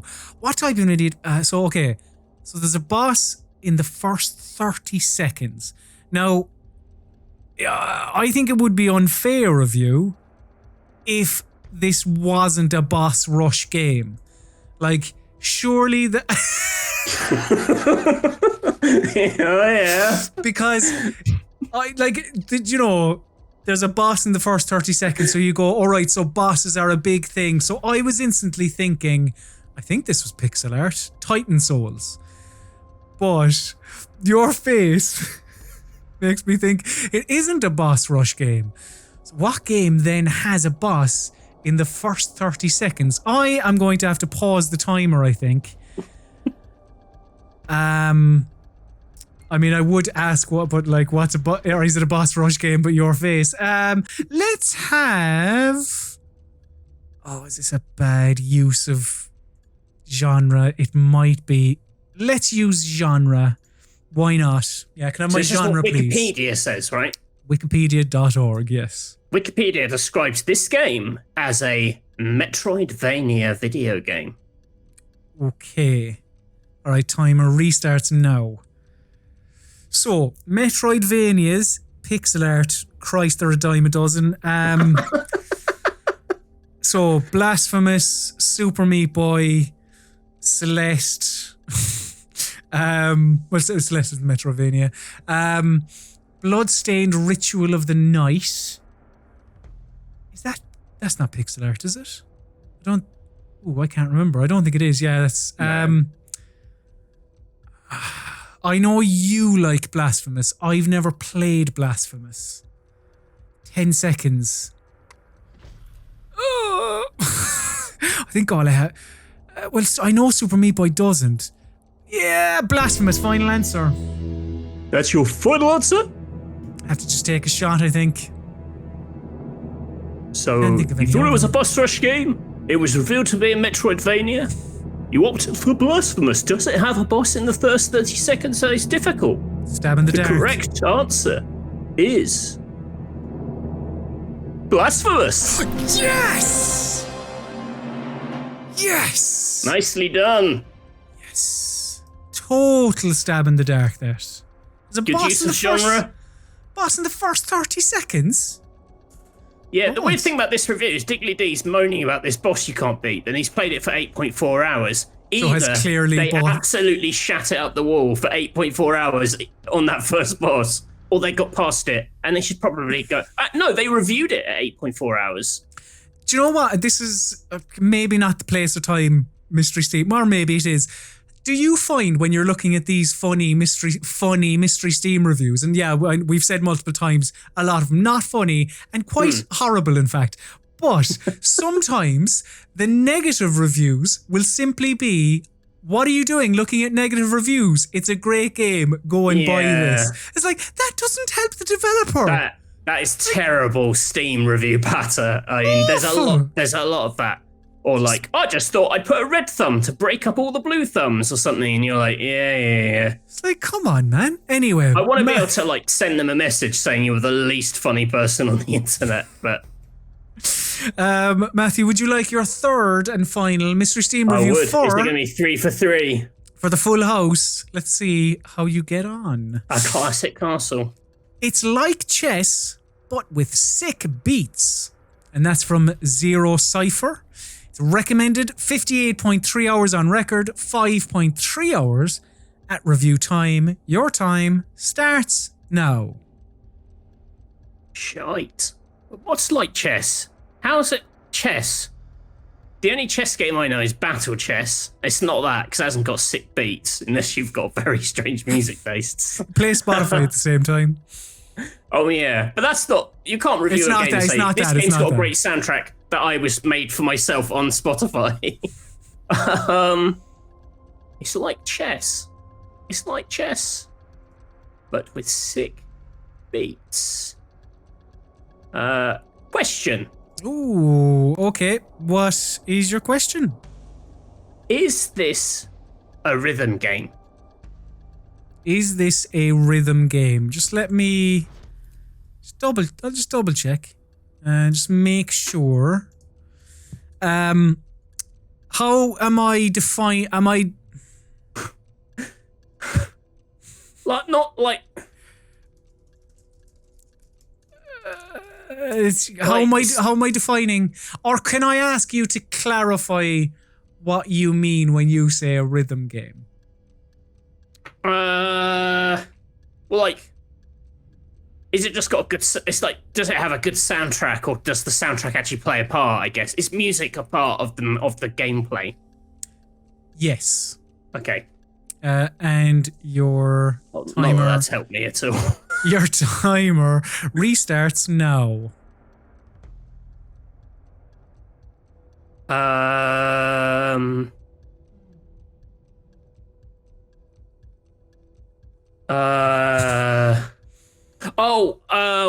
It's Oh, he's got it with 40 seconds there's to that go. thing that there's the little guy who dances and he has to move on the beat. He's like do do do do, and it's Got 30 seconds to come up with it. It's the thingy of the Necrodancer, Dungeon of the Necrodancer. Is that your final answer? Yeah, that's my final answer. Dungeon of the Necrodancer. It can't be anything else. So Just give me the point. we clarified the old rhythm question there. We got there. Music is involved in the game. And 3 for 3. you came to me with Dungeon of the Necrodancer. That's right. And I can tell you, Matthew, that Dungeon of the Necrodancer is the wrong answer. What is it? The correct answer, dodged a bullet. The correct answer is Crypt of the Necrodancer. Is it? Yeah. Oh, I thought it was a Have you been calling it Dungeon of the Necrodancer for the Well, last no, I couple of years? haven't been calling it anything. I don't play it. I just knew that it exists and it was a dungeon game. Yes. Crypt of the Necrodancer. But he said dungeon. Dances in a dungeon. Crypts. I guess necro makes sense. All right, Matthew, can I have my final Mystery What Steam ifs? review? To stay to I don't hopefully- mind. I don't mind. I like this outcome. That's good. That's fine. It's can I- important to people not even gods are fallible. It's fine. It's fine. It's good to make yourself feel I got the important bit of the relatable title. to the public. If I Yeah. called it Dungeon of the Grave Bopper or something, that would have been, a bigger mess. A Necrodancer is the meat of the title, I would say. But at the same And time, the rules are defined. I'm not arguing with the rules. I'm just saying, like, my cred. Would you want me to isn't- refer to the rule Bible again? Because I can do. No, if all you I'm want me to. saying is that, like, I got the meat of it right. Can I have my third Mystery Steam review, please? Yeah. The old masters come back to celebrate themselves and the games they pioneered. It's brilliant. Ooh. Recommended from SJM Poo. 18.6 hours on record, 13.2 played at review. Okay, time starts now. The old masters come back to celebrate themselves and the games they pioneered. It's brilliant. Why are you laughing? This is clearly. Because when I did this one, I thought, man, if you pick the right clues, which is the second opinion or the genre, this is going to be real easy. But So obviously, when I was looking up games for this, I'm just trying to think of games that I came across. Like Sonic Mania was one, but at the same time, and I was like, I bet you Matthew might pick that for me. I don't think you have, because, well, it wasn't the old masters. It wasn't Sonic Team. The old masters. Jesus. Just because I mentioned it earlier, it's in my head. Like, what's their names? Subset Games, who developed Into the Breach and FTL. Like, could this be a review for Into the Breach? Maybe. that question, remember? Oh shit, I do actually. Okay, I am going to pause the timer. And I'm going to use my question. But the question one is always a tricky one because then I have to try and think of a question.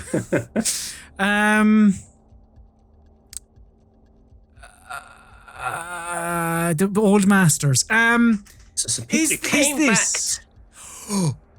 Is this a I think I have it.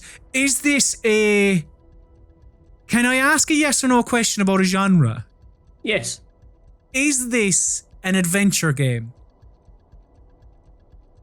What do you mean by adventure game? Yeah. I sometimes get a little confused. I sometimes get a little confused with the genre. Not an action adventure. Is this an adventure game in the vein of Grim Fandango and... Yeah. Yes, I have it. I have it, Matthew. Okay, don't need to restart the timer. Has come to me in a flash of inspiration. Almost positive. Hopefully, final answer, Thimbleweed Park. Is that your final answer? That's my final answer, Chris. And I'm quite out of nowhere. I'm quite confident. Quietly confident. I'll shut up. So you've gone for Thimbleweed Park, which is a point-and-click adventure game. You have combined your brain with this review to give us this answer. But is it the right answer? The correct answer is... Thimbleweed Park. Yes! Fucking Necro Dancer, man. Yes! Oh, Ronnie Gilbert, he was behind that. It was an alright game, actually, Thimbleweed Park. I enjoyed it. Did you see the genre would have made that a lot easier? Indeed, it would have, yeah. I don't know, like, it just, again, I suppose that's the thing with when you're, like with this, when we're picking themes and you're able to, like I was searching on Steam pixel art games to try and get inspiration for this. Like Thimbleweed Park was one that I actually nearly did as a Mystery Steam review for you. So, do you know what? The last couple of weeks with Mystery Steam reviews, I'm just happy it hasn't been like 0-0 or 1-0 or whatever. At least there's been some correct answers. So that's something, I guess. Your silence speaks volumes. Not really classy when it comes to, you know... Give me a break. Like, you know, I got 2 2/3 of mine right. So what, you won, is it? Hang on, will I change the score? I think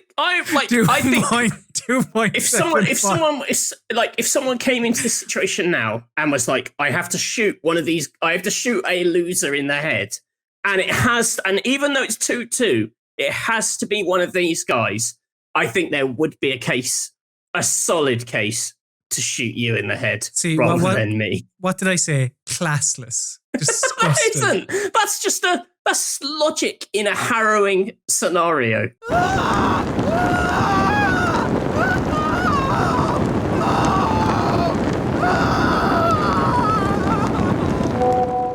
So, Burning Questions is the part of the PC Gaming Weekspot where we turn to you, lovely Weekspot consumer, for your questions, comments, theories, queries, the whole lot. However, we normally do that via YouTube's live chat thing. And as this is not going out live, what we've done instead, although at the same time we do actually have one question from a viewer, so we'll get to that first, and then myself and Matthew have some questions for each other. But we're getting an email set up for the PC Gaming Weekspot. Hopefully it won't take too long, and you'll be able to send your questions into that, and I'll let you all know when we have that sorted. So let's get to our question we have here from a Weekspot fan, Ben. Ben asks, with all the talk of console launch titles, what is your favorite PC launch title? Solitaire, Minesweeper, etc. Straight up Minesweeper. I'm genuinely a big Minesweeper fan. To this day, do you still dabble? I haven't played as much recently. I used to play the occasional sweep. Yeah, the occasional sweep. I used to play a lot at university. I got really, really fast at it. I was a very quick Minesweeper, but now I'm quite slow. Happens with age. Yeah, I love Minesweeper. It's great. I really liked, I can't remember the name of it, but that pinball one. 3D Space Cadet. Yes. Yeah, I thought that was... It's strong. I thought that was better than just like, I don't know, a pack-in title. I don't know what you'd call it with the PC. Really enjoy. And I mean, Solitaire is good. You know, Solitaire is a classic, I suppose. I like it when all the cards go woo at the end. Top notch stuff. So, and we have a couple of other questions here. One from Colm, who asks, this is directed at Matthew, I believe. Who is your favorite Japanese author and why? Interesting. Well, I'm a big fan of Japanese crime writing, and my favorite Japanese crime writer, who is also my favorite Japanese author, is Keigo Higashino, who writes kind of a mixture of stuff. I mean, the stuff I got into was sort of like almost like impossible crime, not locked room stuff, but baffling crimes that have to be solved by a physics teacher whose nickname is Detective Galileo. But all of his are pretty good. There's a great one about Malice, called Malice, about I've forgotten the word of it. What's it called when you rip off someone else's writing? Plagiarism? Plagiarism, that's it. Sort of plagiarism-inspired murder, which is good. So, interesting. Anything by Keigo Higashino, check it out. Devotion of Suspect X is his big famous one. Well worth a look. We've one here from Matthew, who asks, Colm, what is the funniest thing that has ever happened in wrestling? Now, if I was I only asked this. Well, not I only asked this. I do want to know, but I also asked this because someone under last week's Week Spot accused me of sneering disdain for wrestling, and it is not true. I do not follow wrestling, but I like to hear about it. Thus, this question. And I think if you can't take the piss, like, you know, if you can't be self-deprecating and take the piss out of the things you enjoy, like, I love wrestling. Was that last Saturday? No, it was the Saturday before last. I was up until 5 o'clock in the morning watching. I quite like wrestling. But so when you say what is the funniest thing, do you mean unintentionally? Because I'd say either unintentionally or like I know you're into like things outside of WWE or WWF, for example, but like I think of all their mad bullshit storylines where like, you know, a guy marries a fucking ladder or something. You know? See, the thing is, you're not far off because at one stage, an elderly woman gave birth to a hand. Just gave birth to a plastic hand. But see that, like, I think when wrestling actually tries to be funny, do you know what? It's very similar to games, actually, because often, not all the time, there are games that are funny, but like comedy is very much like it's timing based and it's difficult to get that in an interactive medium, you know? So I think, so if you look at a game like Hitman, like where the comedy, and I suppose Far Cry to an extent as well, the emergent gameplay, like those moments are often the funniest in games, where they're unexpected or whatever. So wrestling is kind of similar. Not all the time. Funny things have happened. But like there was, say, this wrestler that was being hyped up for, like, it was before my time, so I'm a bit spotty in all the details, but there was a wrestler called the Shockmaster who was... I'm already laughing. who was debuting in a company called WCW, and he was being hyped up as this the new big villain to take on the hero, who I think it was Sting at the time, not the bass player. And Shockmaster, he was going to make his big arrival by blowing through this paper door or something and just be like, I'm here. But when he did, he fucking fell over, and he was wearing a mask as well, but he tripped over some lip that was in a thing.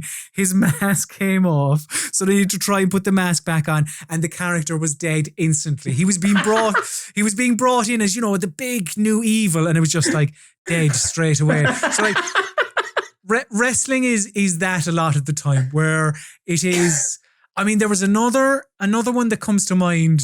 I mean, was this funny though? I don't know if it was funny so much as like, what is... There was a storyline involving, here, there'll be names that you will be familiar with. Kane, who is the red and black big lad. Like Darth Maul. Yes, yeah. And Triple H, they were in a feud.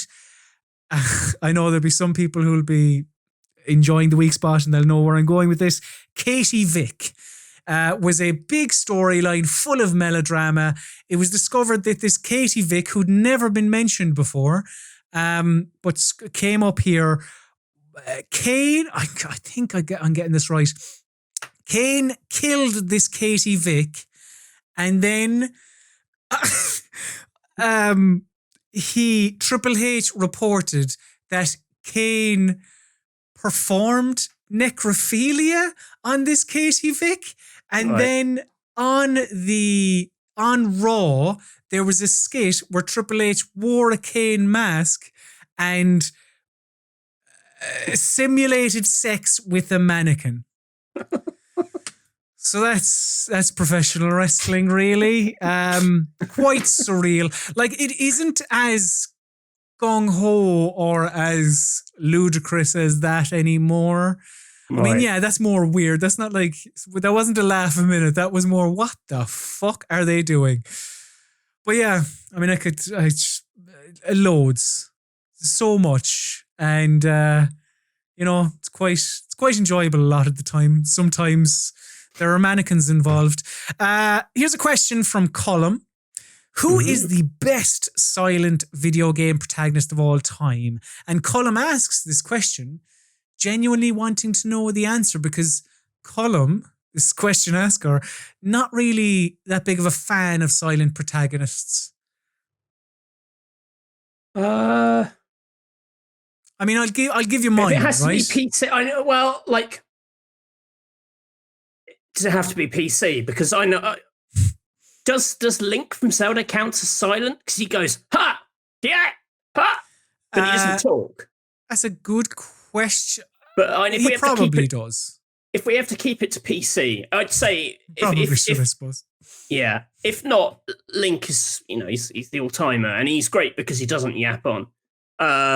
Shuts up and gets on with the business of saving the day. Gordon Freeman comes to mind. Never says a word. For the same reason? For the same, like, he just gets on with it? Well, it just, that game just lets you occupy a space. You're not playing as a jackass. It doesn't have any reason to leave his body for naff story reasons. So, my issue with silent protagonists often is the characters around them that will talk to them as if they are talking back to the character. Absolutely hate it. It completely pulls me out of the game. So, for that reason, I would probably go Shell from Portal, because they play with what a silent protagonist is. Say, in Portal 2, like, I was just mentioning about, comedy in games. Portal 2, genuinely funny. Like, the opening bit where, and I suppose a lot of that you could attribute to Stephen Merchant because he's a very funny man, but like that opening bit where you meet Wheatley and he says, say apple, you press the button and you jump, and he goes, okay, you're jumping, but we'll get to that. Really well timed, very excellent delivery, but like that Portal plays with the idea that you can't talk. So I think that works better than, say, a Dishonored, where they're like, Corvo, I mean, not this bad, but like at times it does feel like, Corvo, that's a great point you've had about that. It's like, he said nothing. He said fuck all. Does he not say anything? In the first one, he doesn't. In the first one, he's mute. Yeah. I just remember him being like, I'm gonna get them lords. It's a direct quote. But like to your point... I didn't write Dishonored 1 for a reason. To your point, certain... Like, to use Link as an example, I understand why some people think that certain video game characters should remain silent and work better silent. Another question we have here... from a Matthew is, if you could pick one game to show to an alien to convey the entire concept of video games, what would it be? Maybe it's just because it's in my head from earlier, but I do feel like Hitman is a good distillation of what video games are, because it's quite video gamey. For one, when it comes to, there's your target, you can you have multiple ways to do it, here are all your tools, etc., but it also has that unintentional comedy. But I might just be saying that because it's fresh in my head from earlier. I don't know, if an alien turned up on Earth, that I'd show them something which encourages basically stealing people's skin to become them. Okay. They might get ideas. Okay, so in that case, would you go with something like a Tetris Effect Connected, perhaps? Get them to think, it's all peace and joy and love. The thing about Tetris Effect is it is quite alien and spacey. Like, the aliens would just be like, yeah, sure. I mean, that's just what space looks like. It's all mad. Like, we're aliens. Like, that's what our email looks like. That isn't, There isn't a right answer to this question, but I imagine an alien would not be impressed with Tetris Effect Connected. They'd just be like, yeah, that's everyday life. What would you show? Would you show something to impress them, or would you show something to, I don't know, what game would you show? Maybe something with for some reason, retro games look like game, So you're like a 2D. I often in reviews, I often say things feel like video gamey or look video gamey, which is to say deliberately Mario. Artificial. Well, no, but it's deliberately artificial and not real and playful, games with big fruit in, like Sonic, Sonic Lost World. Mario Galaxy 2, Mario Galaxy 1, sorry, with the Garden Galaxy with the big apples. I'd show that to, again, space. The alien would be like, space. Yeah, I mean, of all the games to show them, Mario Galaxy. It's like planets, what else? It's quite hard actually picking a game which either doesn't remind aliens of their own alien culture or inspire them to, brutalize you. You don't want to show them war. You don't want to show them Papers, Please. FIFA? Yeah, but they'd just be like, well, that's just football. Celeste. Do aliens have football? You can see Celeste, that's a platforming game. That's quite you're picking up strawberries on a mountain. It's pretty daft. The aliens would be like, fair play. Quite a difficult one to pick up from the get-go. If the alien is going to... Although we don't know what their games are like, so they could be... Or they're probably They could be like, this is a piece of piss. Why have you shown me this? I want something actually with a bit more of a challenge. Thank you very much to Ben, Colm and Matthew for all of your burning questions. I'm sure we'll hopefully have more burning questions from you, Weekspot consumer, next week. Now, Matthew, it's been a while. It has been a while indeed, but after a couple of weeks, we have snagged some time with Greta Surname. So, this is our, I suppose, do you know what? While I'm setting this up, could you just fill the Weekspot viewer in with, I suppose, recent event, the timeline of events, really? Yeah, I mean, because I know you all care, that we have been trying to interview Steven Spielberg. We've failed several times to connect with him, despite dealing with his assistant, Greta Surname. And now we are trying to talk to Greta direct to get a step closer to Spielberg. So again, this isn't the promised Spielberg interview. But I think if this goes well this week, Spielberg's on the cards for next week. Definitely. So I've got her lined up. Again, I have to kind of dial her in. So I just need to plug my phone in here and press a few buttons. Again, it's an American number, so there's quite a lot of digits to this. So hopefully we'll get Greta on the line and she'll be good to go. Right, that should be it. Is it? Okay, it's ringing. Fingers crossed it won't take Greta too long to pick up. We'll get her. She said it was fine to to ring her at this time as well. So it's all been arranged. Hello, Greta. Hello, Greta. There might be a bit of a delay on it because we're talking to you here on the PC Gaming Weekspot in the UK. Can you hear us? Yes, this is Greta, surname personal assistant to Steven Spielberg. Hi, Greta. Hi, Greta. This is Colm from the PC Gaming Weekspot. We've been corresponding through email over the last number of weeks about getting. I'm aware of your work. We've been discussing about getting Mr. Spielberg on the PC Gaming Weekspot because we'd love to chat to him. To be honest, we've been promising it quite a while. We've had all the mix up with the pizza. You know the whole thing, don't you? His pizza. He does. Loves his pizza. He's a very busy man. Mr. Spielberg is very busy making films. Yeah. As I know, you're very busy as well, Greta. How are you doing? Okay with the COVID at the minute? You know, you're keeping safe, wearing your mask, staying indoors. Yes. I am able to wear a mask from one of Steven Spielberg's films. Sorry, well, I don't. What do you mean by that? Mr. Spielberg gave us masks from his films to wear. You're just wearing an ET mask. That's right, E.T.'s head. I wear E.T.'s head. Does that stop the virus? Is that good as? So far, so good. Fair point. Yeah, fair point. Greta, hi. This is Matthew. I'm the other person on the weak spot. So do you think Mr. Spielberg will talk to us next week? Well, that depends. Oh, well, what does it? Okay. What does it depend on? He only talks to people who like his best films. It's a test. You have to tell me his best film.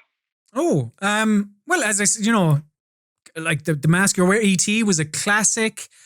Jurassic Park, another excellent film. Is that your final answer? Oh, very good. I see she's a fan. Yeah, of Tarrant. God. Yeah, let's say Jurassic Park. This is after turning into an odd quiz, but The correct answers were either Munich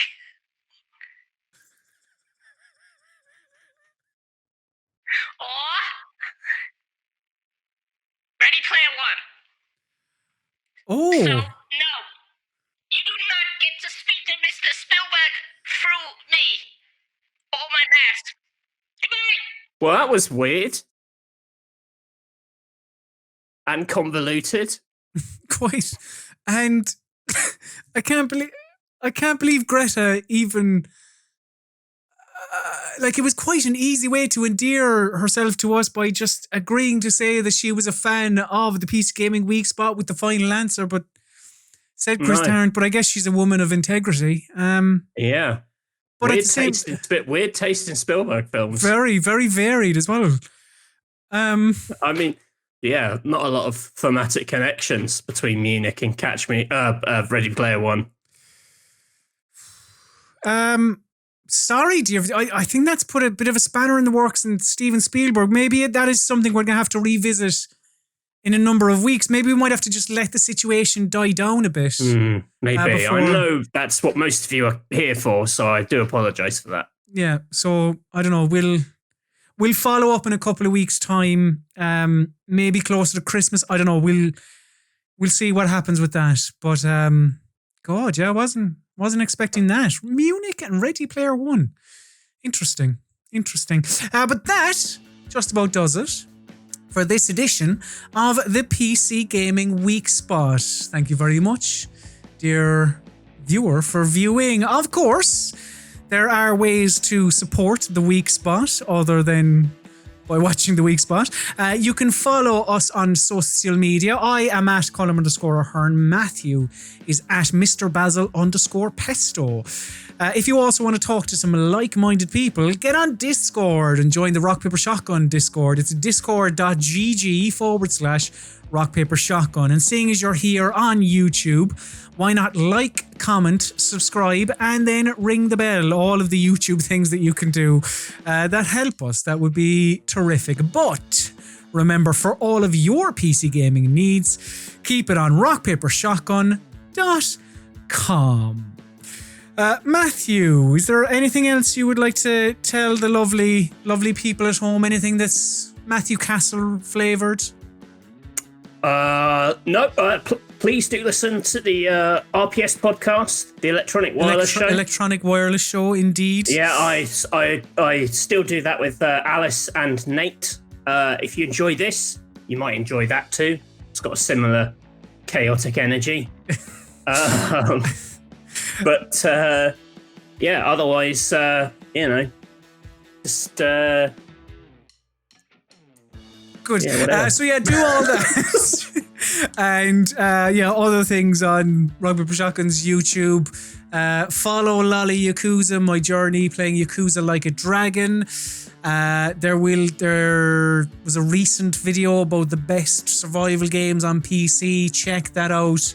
Loads of different things, but as I say, rockpapershotgun.com for all of your PC gaming needs. But now it is time for my least favourite part of the show. This is the part of the show where we must bid the viewer, the listener, the consumer adieu. So say goodbye, Matthew Castle.